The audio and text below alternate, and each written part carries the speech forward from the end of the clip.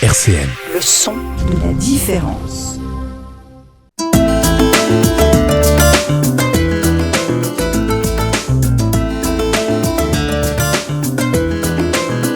Les masques tombent sur RCN. Bonjour à tous et bienvenue dans Les Masques tombent, l'émission où on parle de culture et de vie associative dans la métropole du Grand Nancy. Vous pouvez nous retrouver en vidéo sur YouTube et en podcast sur le site de la radio www.rcn-radio.org. Aujourd'hui, je reçois Pierre et Thomas qui viennent nous parler d'Animest.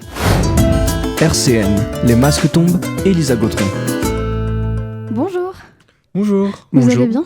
Ouais, ça va très bien, merci. Très bien aussi, merci. Super. Est-ce que vous pouvez vous présenter un petit peu ? Ok, je vais commencer. Donc, je m'appelle Thomas et je suis responsable communication pour Animest.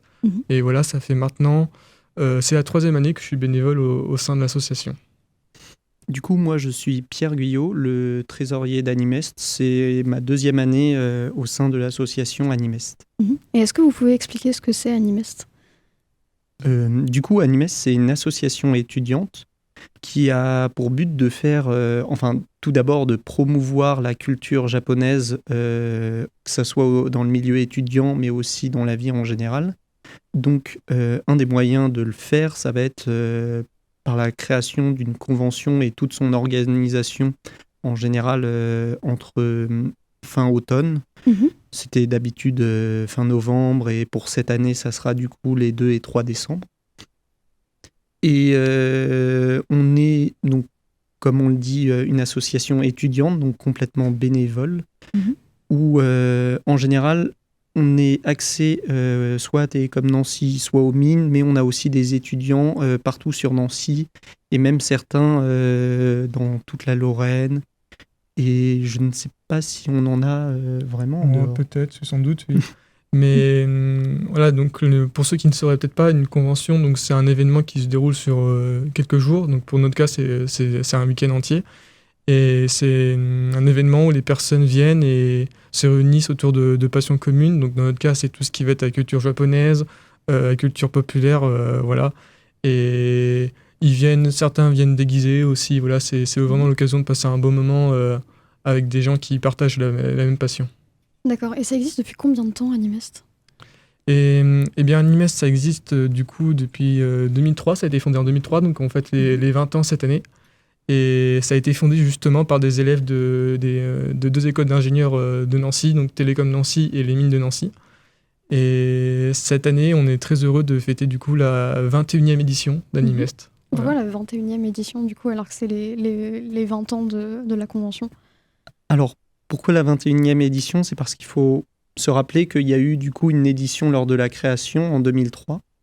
Et aussi, si on veut vraiment remonter, je crois que c'était en 2006, il y a eu une double édition qui s'est passée du coup 2 fois dans la même année, qui s'appelle Haru, enfin No Haru.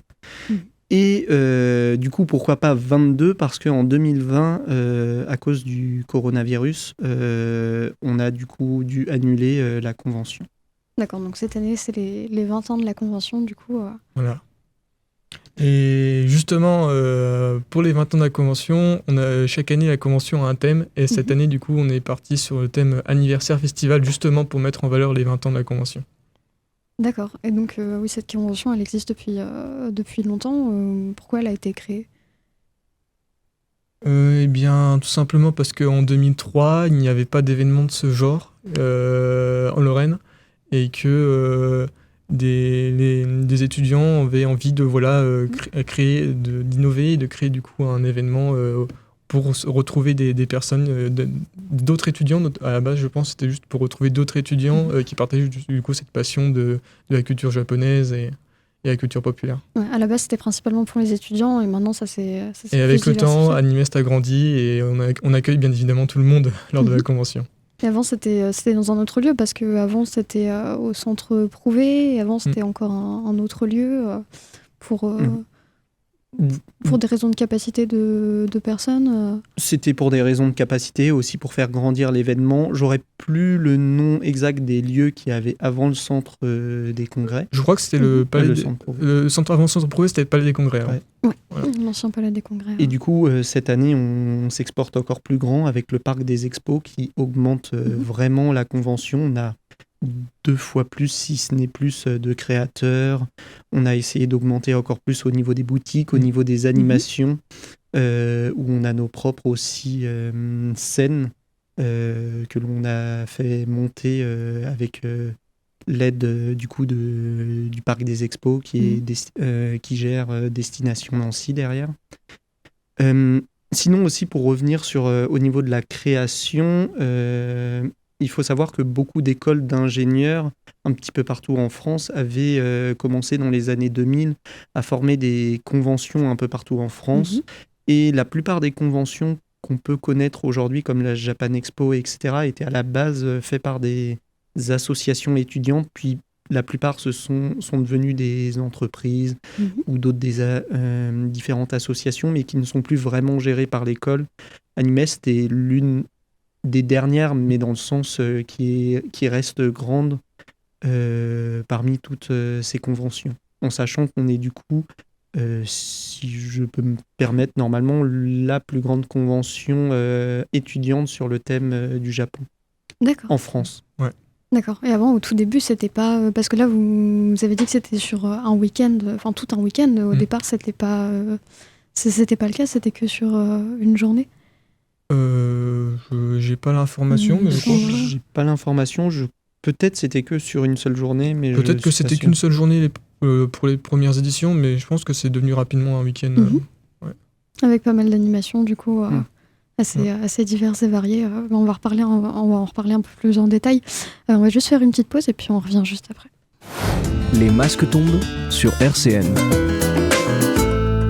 Alors, on est toujours en compagnie de Pierre et Thomas qui nous ont parlé d'Animest. Qu'est-ce qui se passe à Animest ? Qu'est-ce qui se passe dans cette convention ? Quelles sont les animations qui sont proposées ?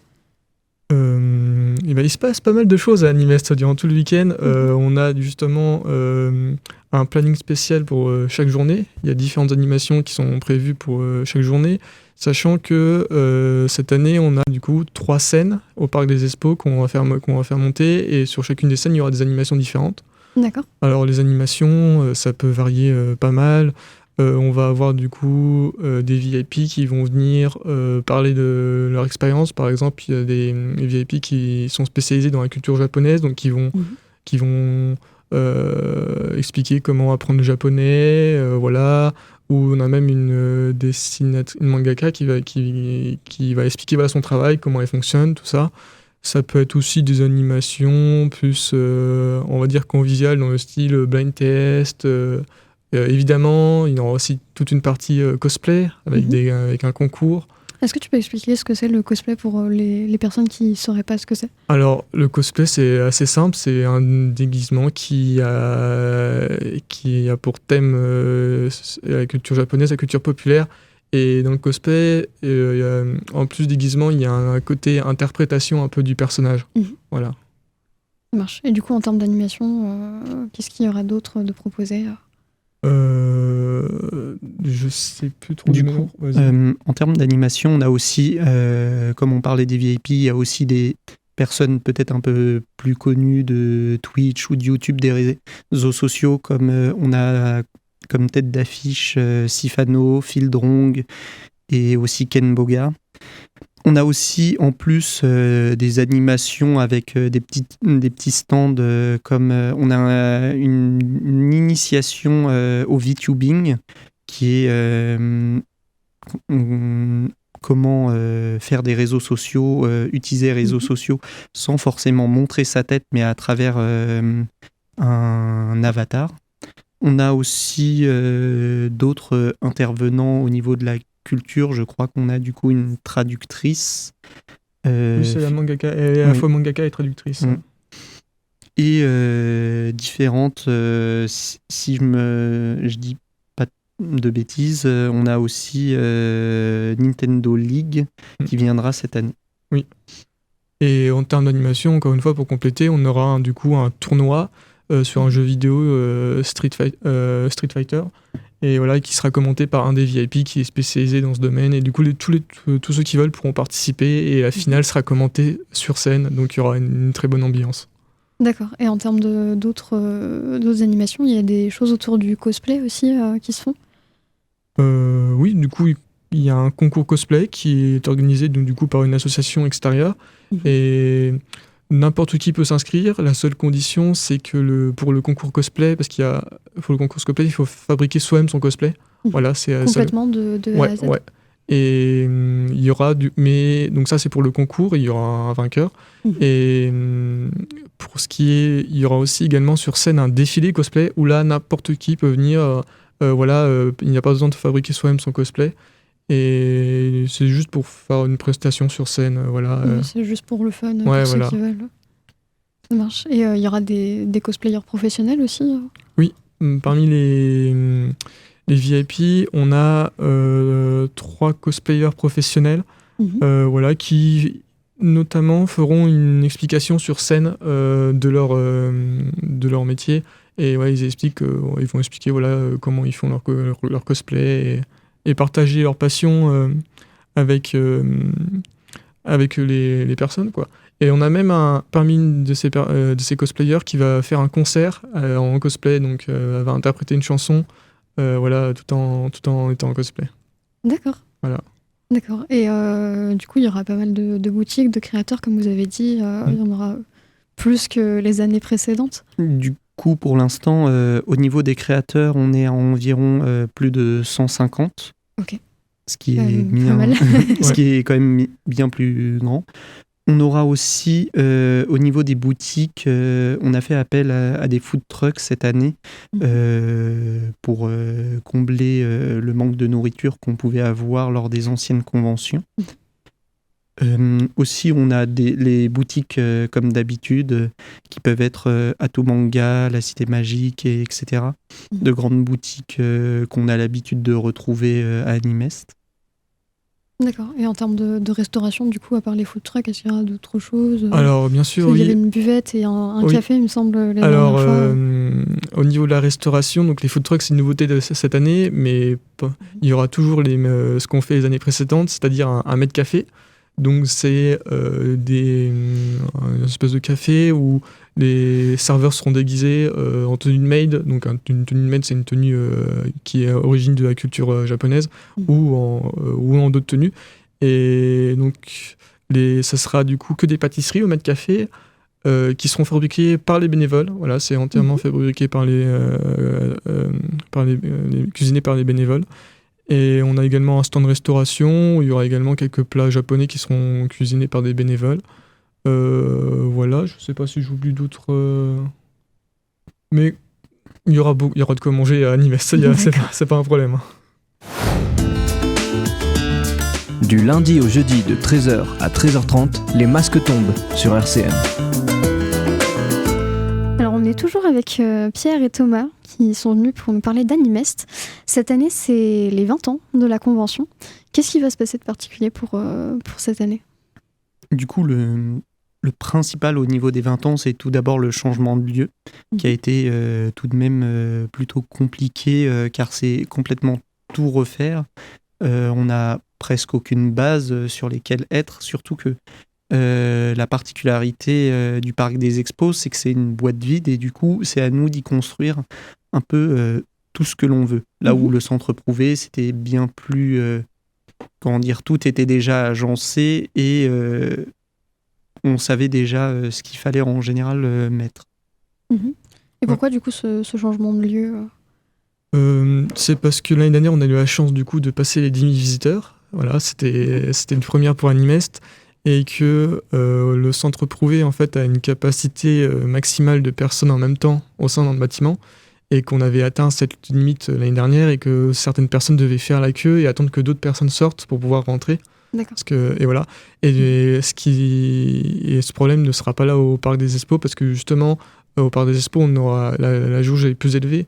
Parce que notamment au centre Prouvé, il y a des escalators, il y a des ascenseurs et il faut dégager de la place. En fait, c'est de la place qui ne peut pas être occupée par des personnes en cas d'évacuation, etc.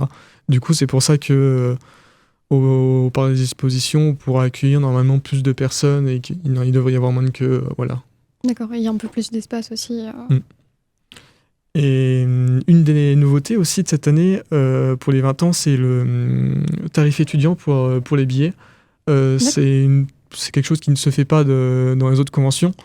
Et au lieu du tarif normal qui est donc pour une journée de 14 €, donc le tarif étudiant est à 12 €. Donc c'est tarif étudiant, donc c'est pour ceux qui sont étudiants et aussi ceux qui ont évidemment moins de 18 ans. D'accord. Voilà. Alors, il faut savoir que le tarif au niveau de 14 € et 12 €, c'est en pré-vente. Lorsque c'est en vente physique, on rajoute 1 € en plus sur tous les billets. Parce que les personnes peuvent acheter du coup sur notre site en pré-vente leurs billets. Les préventes sont disponibles même encore oui, en ce à moment, 2 jours de la convention. Oui. Et ils peuvent du coup évidemment acheter leurs billets à l'entrée de la convention. Il y aura juste 1 € de plus que pour les préventes. D'accord. Et ce sera quoi les horaires de la convention Eh bien, on ouvre à 9h30 donc pour les préventes, donc pour ceux qui auront acheté leur billet en avance, à 9h30 le samedi et le dimanche. Et ça sera 10h pour ceux qui achèteront leur billet sur place. Et la convention se termine à 20h le samedi et 19h le dimanche. D'accord. Ça fait des grosses journées. Ouais. Et en termes de tarifs, du coup, pour les 2 jours Pour les 2 jours, du coup, on est à 20 € pour le tarif étudiant et 22 € pour le tarif normal. Voilà. En prévente, toujours ? En prévente, toujours. 1 € de plus pour acheter sur place. D'accord. Est-ce qu'il y aura des animations spécifiques pour ces 20 ans de la convention ? Eh bien, cette année, on a la chance d'accueillir un chef qui vient du Japon et qui pourra cuisiner devant les personnes. Voilà. C'est une des animations spécifiques de cette année. Je ne sais pas si... Oui, spécifique, il y a toujours chaque année des animations en plus. Dire qu'il y en a vraiment une de spécifique, je pense que c'est peut-être... au pire, c'était au niveau... plutôt au mieux, c'était la chorégraphie des staffs, qui est une spéciale 20 ans, où on reprend toutes les chorégraphies des anciennes années. Voilà. D'accord. C'est tous les staffs qui sont des bénévoles. Voilà. Chaque année, ils ont droit à une chorégraphie. Et c'est vrai que le thème de la Corée cette année, du coup, c'est un hommage à toutes les Corées qu'il y a eu jusqu'à maintenant. Voilà, il y aura des petits clins d'œil aux précédentes Corées. Voilà. Ça marche. Alors du coup, donc, cette édition, ce sera les 2 et 3 décembre au Parc des Expos à Vendeuvre. Ce sera accessible comment en bus ? Est-ce qu'il y aura des navettes spécifiques, des choses comme ça Alors, pour se rendre du coup au Parc des Expos, déjà pour ceux qui viendraient en voiture, il y a un immense parking avec plus de 1000 places. Voilà. Après, pour venir depuis la gare, parce que notamment on sait qu'il y a pas mal de gens qui arrivent depuis la gare et on savait qu'avec le centre Prouvé, c'était juste à côté, c'était pratique. Mais cette année, on peut quand même venir depuis la gare à pied. Bon, je crois que c'est une demi-heure, je dirais. Mais il y aura évidemment des lignes de bus. Il n'y aura pas des lignes de bus supplémentaires, mais il y a des lignes de bus qui font, je crois, le trajet en 20 minutes. De mémoire, je crois que le Corolle le fait. Ainsi que le 11, je crois. D'accord, il n'y aura pas de navette, même pour le dimanche, où il y aura moins de bus pour le coup. Ce ne sera pas plus difficile pour les gens d'accéder à la convention. On a du coup essayé de demander que ça soit à Stan ou aussi à différentes entités, mais on n'a pas forcément réussi à avoir de réponse positive sur ce sujet. On espère pouvoir les avoir, des navettes ou d'autres bus supplémentaires l'année prochaine, mais ça sera à voir. Oui, mais quand même, ce qu'il faut noter, le point positif, c'est que sur Nancy, les bus sont quand même gratuits le week-end. Oui, voilà. Donc ça, c'est plus pratique pour les personnes même qui viennent à la convention, même d'aller jusqu'au parc des expositions. Voilà. Ça marche. Bien, merci beaucoup d'être venu. Merci de nous avoir accueillis. Merci, et puis du coup, on peut vous retrouver le week-end du 2 et 3 décembre au parc des expositions à Vendeuvre. Voilà, c'est ça. On vous attend nombreux. RCN, www.rcn-radio.org